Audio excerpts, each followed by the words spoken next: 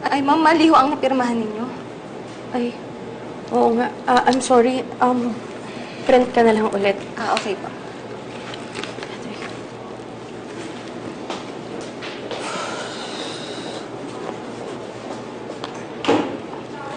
Hi. Good morning, Emma. May bulaklak na naman ako ulit. Salamat. Nako, baka pag nawala na to, hanap-hanapin ko. Bakit naman mangyayari yun? Emma, araw-araw ka may bulaklak dito. At hindi lang yun. Kasama mo rin yung pagmamahal ko sa'yo. I don't know how to thank you. Hindi ko rin alam kung paano gantihan ang mga kabutihan mo. Hindi mo kailangan gawin yun.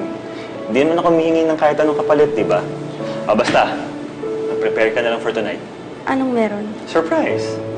Ano yun? Emma, kung sasabihin ko sa'yo, hindi na surprise yun. Basta, ha? Ang gusto ko lang naman, maging masaya ka. Kung pwede lang araw-araw. Okay?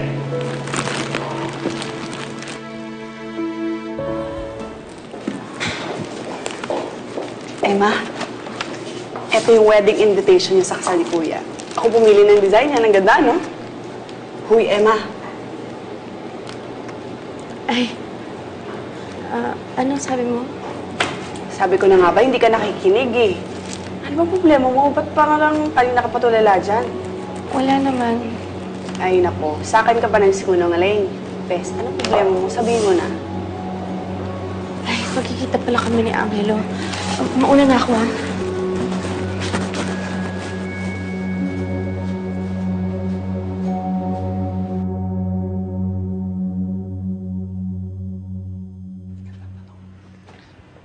Oh, munang bubuksan yung mata mo, ha? Teka lang. Ano ba kasi talaga itong surprise mo sa akin? Saglit lang. Konti na lang, konti na lang. Ayan, yan. Okay, wait! Anytime. Bago to? Oo. Pinagawa ko para sa atin.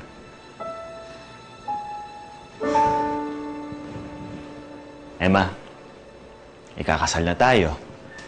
You'll carry my name, my child, at dito rin tayo bubuo ng pamilya. At syempre, kasama si Austin. Halika, tingnan natin yung taas.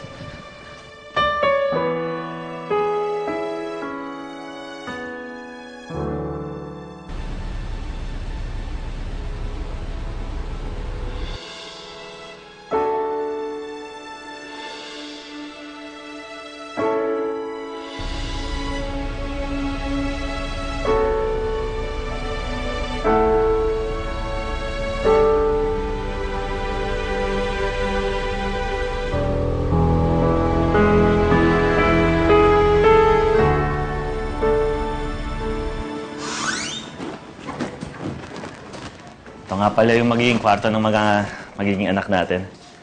Hindi ba masyadong maaga para isipin natin yun? Mabuti na yung handa tayo. Medyo maliit nga to eh. Kasi marami akong gustong maging anak. Oh, bakit parang hindi ka masaya? Alam mo, matutuwa si Austin. Marami na siya magiging kalaro. Tsaka makikipaglaro naman ako lagi sa kanila eh. Kung gusto mo, ako pa yung maghahatid sa kanila sa school. Pero syempre, hindi ako mawawalan ng oras sa pinakamamahal kong misis. Syempre, tutulungan pa rin kitang mag-alaga sa kanila. Ayoko yatang mawalan ng time sa'yo. I love you, Emma. Higit pa sa buhay ko.